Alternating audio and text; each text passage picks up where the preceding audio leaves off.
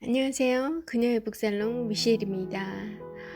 네, 오늘은 너무나 현재적이고 매력적인 고전 맹자를 소개해 드리겠습니다. 김종태 씨의 텍스트를 읽어 드릴 거예요. 그리고 이 텍스트는 책의 유혹이라고 하늘연못 출판사에서 나온 편집책이에요. 이 땅의 최고 글쟁이들 55인이 권하는 사랑하며 사랑하며 깊어가며 다시 꿈을 꾸며 읽는 책들이라는 부제목을 아름다운 부제목을 갖고 있는 책의 유혹 속에 수록된 김종태님의 맹자 집주의 편이 되겠습니다. 그냥 읽을게요. 감상하세요. 내가 맹자를 처음으로 완독한 것은 대학교 3학년 겨울방학 때인 1992년 무렵이었다. 물론 그전에도 맹자에 나오는 여러 구절을 감상할 수 있었던 기회가 종종 있었지만 그런 수박 겉핥기 독서로는 맹자에 담겨있는 사상을 제대로 이해할 수 없었다. 3학년 말에 들어 나는 모교의 국문학과 대학원 입학시험 준비를 하고 있었고 제2 외국어로 한문을 택했었다. 한문 공부의 처음은 맹자라는 말을 굳게 믿었던 나는 서울시 종로구 구기동에 있는 민족문화추진위원회에서 맹자 특강을 들었다. 이곳에서 스승님의 강독을 들으면서 맹자를 세밀하게 보게 되었는데 구구절절 들어있는 논리와 사상은 충분히 매력적이었다.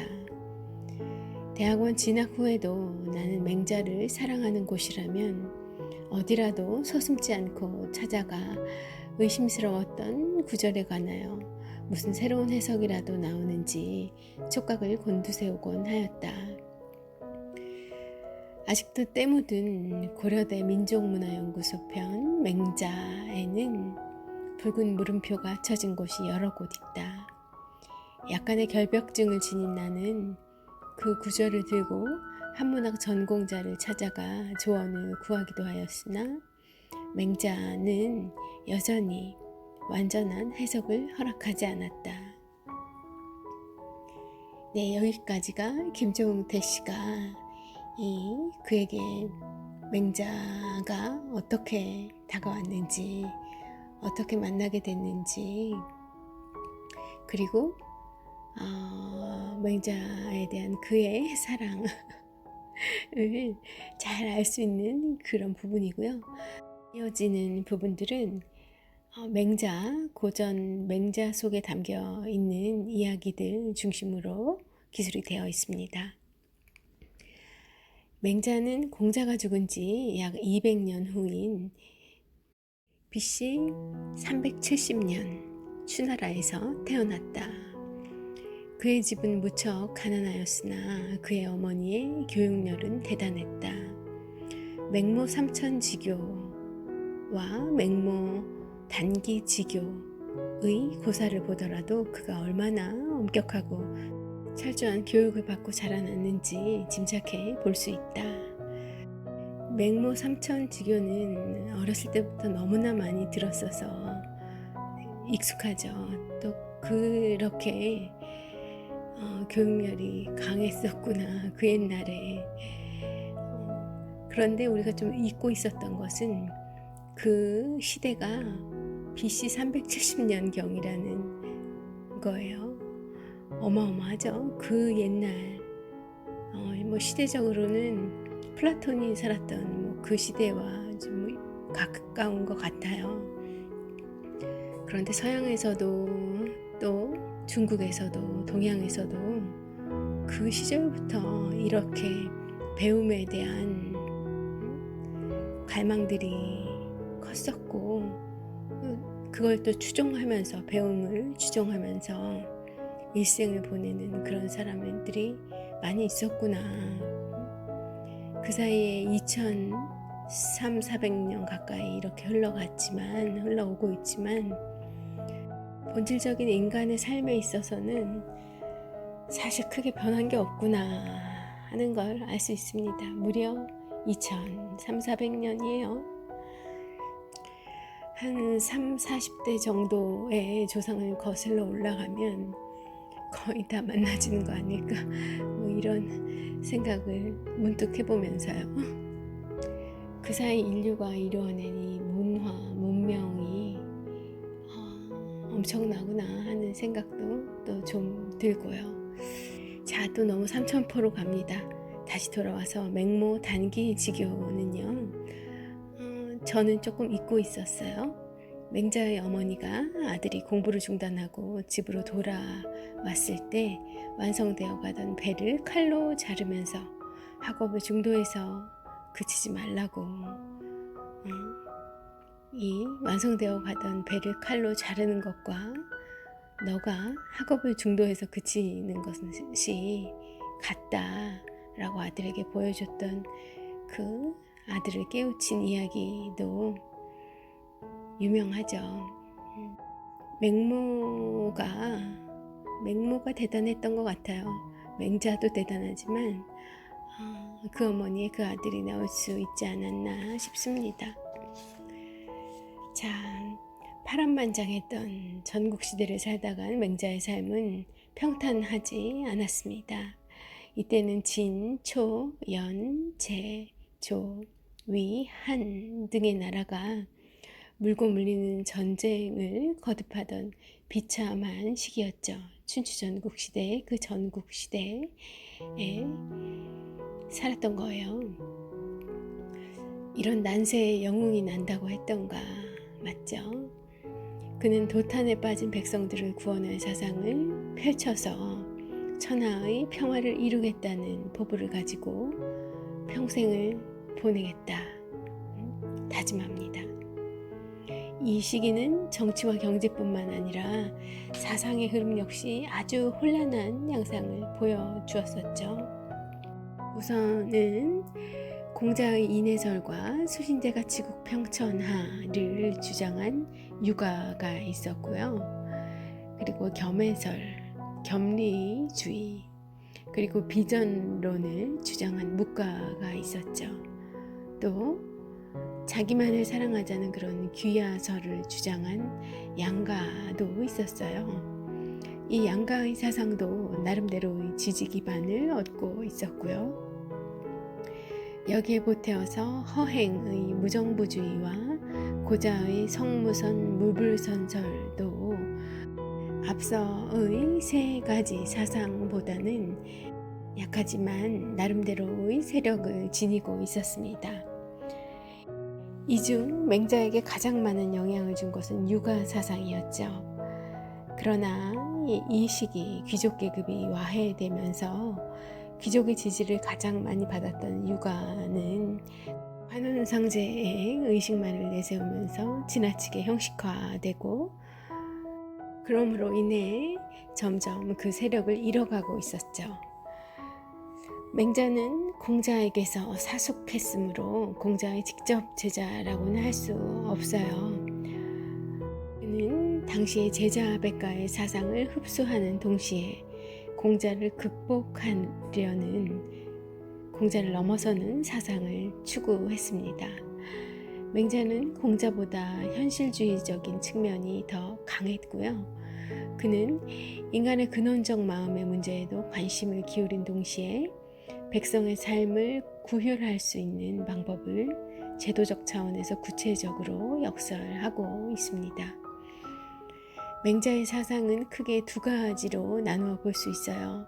첫 번째가 인간의 성품 자리를 말한 성선설이 되겠습니다. 그는 인간의 도덕적 본능을 믿었고요. 맹자는 모든 사람들은 다른 사람을 해치지 못하는 착한 마음을 가지고 있다. 사람들이 이러한 마음을 가지고 있다고 말하는 까닭은 사람들이 어린아이가 우물로 들어가려는 것을 보고 놀라 불쌍하게 생각하는 마음을 가지니 이것은 어린아이의 부모와 친해지려고 하는 것도 아니며 이웃과 친구들에게 칭찬을 구해서도 아니며 잔인하다는 욕을 듣기 싫어해서도 아니기 때문이다 라고 이야기해요. 인간의 심성 깊은 곳에 존재하는 어진 마음을 강조하고 있는 겁니다. 즉 양심으로 하고 싶은 일이 선이 된다는 거예요. 전에 읽어드렸던 그 맹자의 한 문장, 그 구절들은 공손추장구 상편에 나오는 기술되어 있는 부분입니다. 인간의 심성 깊은 곳에 존재하는 어진 마음, 즉 양심, 그 어진 마음으로 하고 싶은 일이 선이, 하고 싶은 일 그 자체가 바로 선이 된다는 것이었어요. 근데 정말 그런가요? 우리 양심으로 하고 싶은 일, 그 자체가 선인가요? 솔직히 선일 경우도 있고 선이 아닐 경우도 좀 있지 않나요? 사람에 따라서는 악일 수도 있고요. 그것이 또 어떤 사람의 경우에는 매번 악일 수도, 아니면 그 양심으로 행한다는 일이 점점 더 큰 악이 될 수 있을지도 모르겠어요. 어떤 사람에게는 말이죠. 그건 제 생각이에요. 그런데 그러면 맹자는 그럴 리가 없다.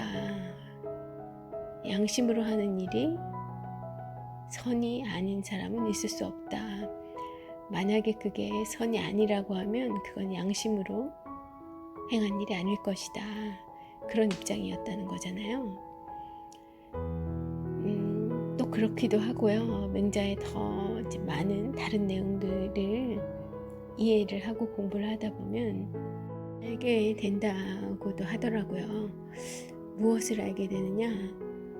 인간이, 사람이 그 선한 마음, 어진 마음이 속에 없을 수도 있겠지만, 그래도 내 안에 본심, 내 안에 그런 어진 마음이 원래 있었다는 것을 믿고 스스로 자꾸 그 마음으로 돌아가려는 노력을 통해서, 그런 노력을 통해서 비로소 양심으로 하고 싶은 일이 곧바로 선이 되는, 그대로 선이 되는 그런 경지에 이를 수 있다는 의미의 말씀이었다고도 설명하시는 그런 맹자, 학자분들이 많이 또 있으시더라고요.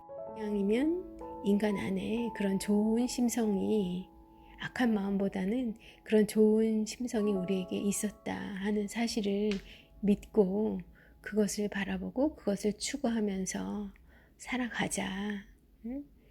그래서 결국 늘 양심으로 행하고 그 양심으로 행한 일이 그대로 선이 될 수 있는 그런 도의 경지에 모두가 올라가면 세상은 절로 바로 잡힌다는 거죠. 그러게요. 이런 세상이 왔으면 좋겠습니다.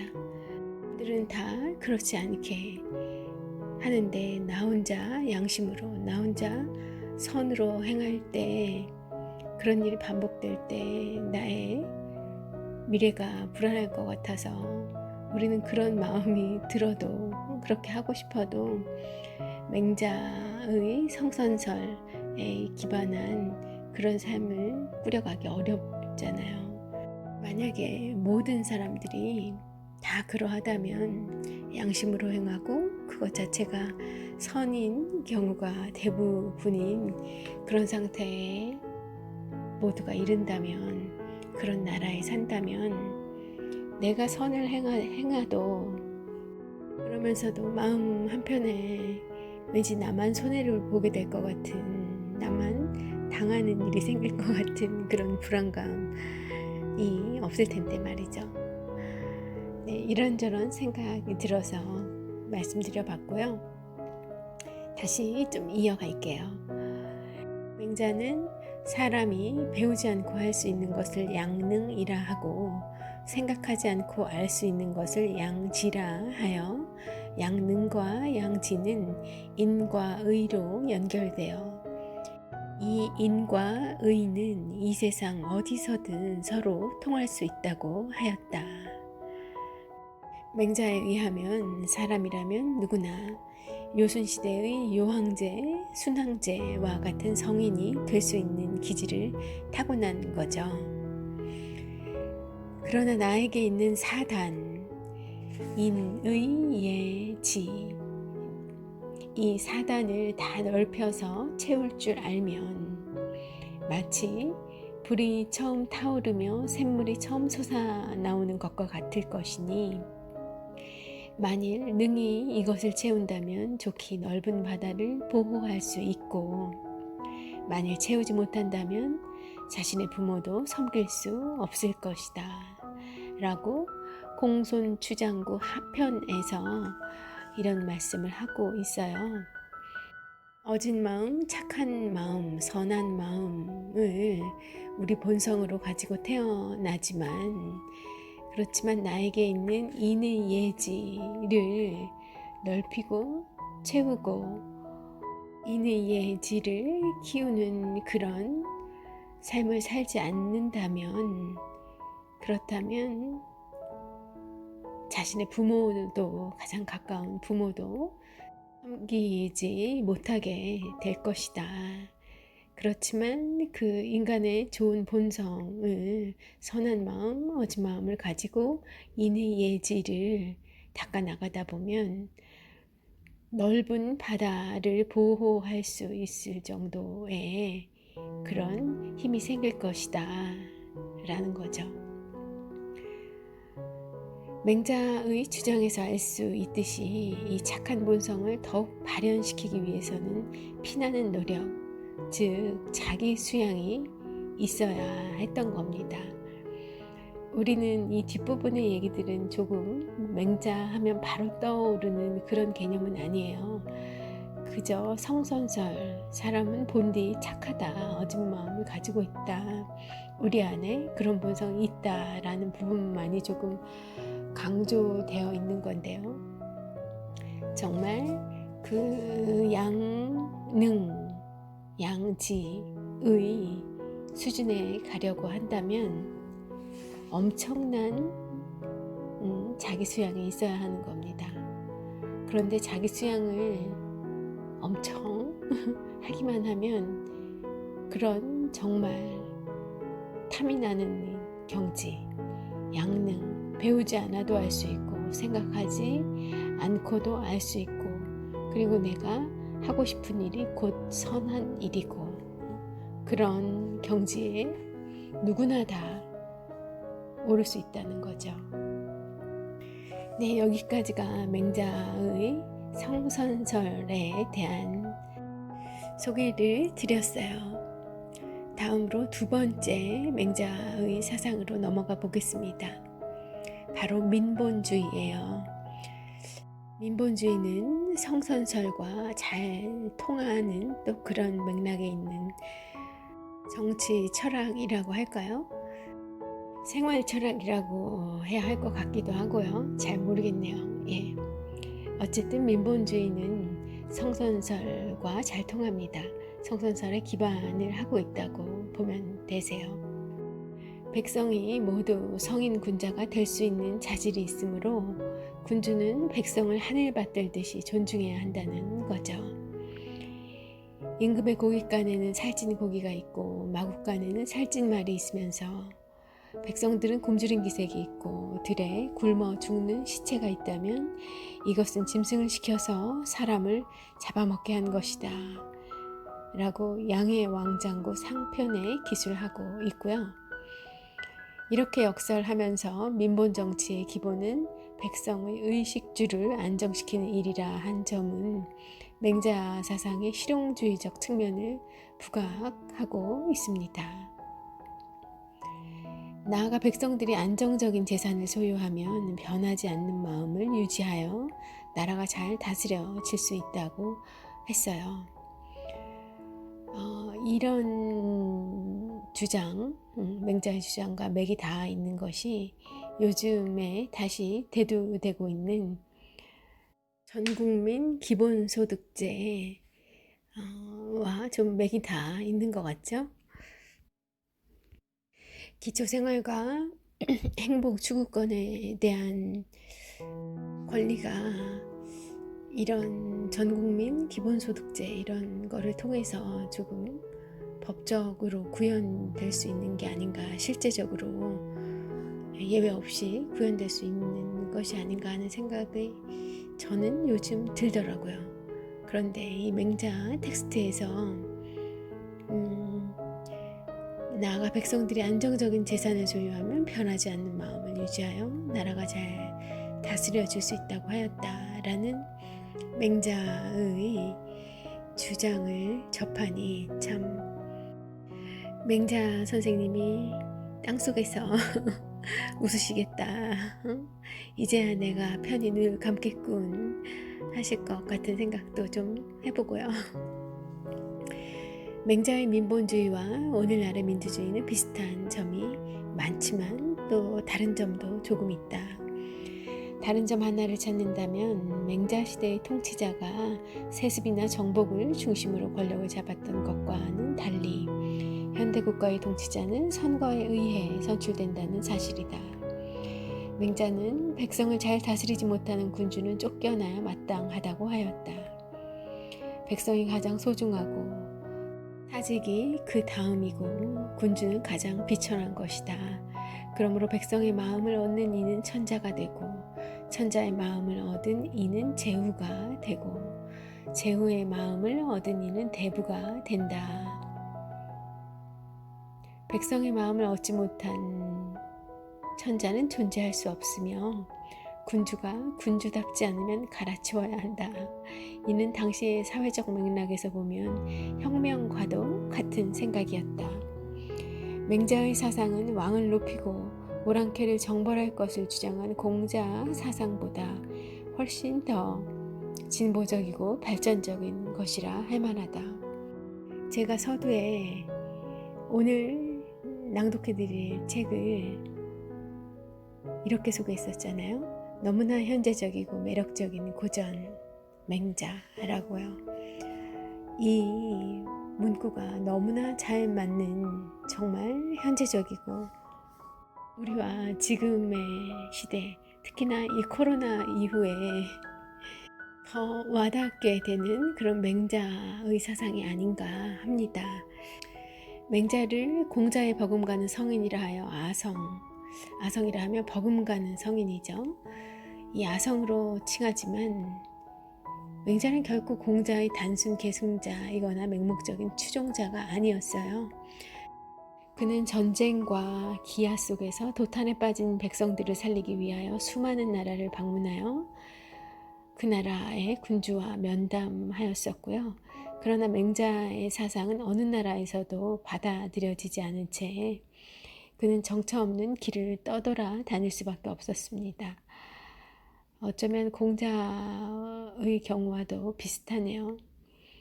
그는 절대 권력 앞에서 운약한 자세를 취하지 않은 채 강력하고 실천적인 주장을 거침없이 펼침으로써 많은 제후와 대부를 설복하였다. 이는 목숨을 건 투쟁 과정이었고 드물게 보이는 그의 궤변조차 독자들의 가슴을 오히려 시원하게 만들어주는 것은 이 때문이다. 맹자는 근본적으로는 철학서이며 사상서이다. 그러나 어느 종교의 경전이 안 그렇겠는가마는 맹자 역시 그 속에 실려있는 갖가지 에피소드로 인하여 한편의 장편 소설을 읽는 그런 서사적 감동을 안겨주는 것 또한 사실이다. 또 전국시대의 구체적인 생활상이 나타나 있어 중국사를 공부하는 사람들에게도 필독서로 자리 잡고 있는 그런 책이기도 하고 한편으론 질서정연한 논리 체계가 아주 돋보이는 그런 책인데 한문을 기초부터 학습하려는 이들에게 아주 전범이 될 만하다. 그런 의미에서 맹자는 뛰어난 문학이며 철학이며 역사이다. 인륜 도덕이 땅에 떨어지고 인간의 근본 품성을 왜곡하는 황금 만능주의가 횡행하는 삭막한 우리 시대에 이 한 권 맹자 집주를 주저없이 권한다. 네, 오늘 읽어드린 텍스트의 라이터는 고려대학교 국어교육과 및 국문학과 대학원을 나오셨고요. 현대시학에 1998년 등단한 이후에 여러 학교의 교수직을 겹치신 것 같습니다. 발간하신 책으로는 시집도 있고요. 그리고 연구서도 여러 권 있는데요. 제목이 눈에 들어와서 읽어드려 볼까요? 정지용 씨의 공간과 죽음, 그리고 한국 현대시와 전통성, 또 문학의 미로라는 그런 연구 작품서가 있습니다. 네, 오늘 이 김종태 씨의 눈을 빌려서 자 철학의 엑기스만 좀 전해드려 보았어요. 맹자를 오랜만에 만나실지 아니면 근자에 이제 별도로 만나신 경험이 있는지 모르겠는데요. 반가운 시간 되셨길 바라면서 미셸은 오늘 또 물러가 보겠습니다. 즐거운 금요일 하루 보내시고 전 또 내일을 위한 텍스트를 고민하고 있겠습니다. 함께 해주셔서 감사해요. 미셸이었습니다.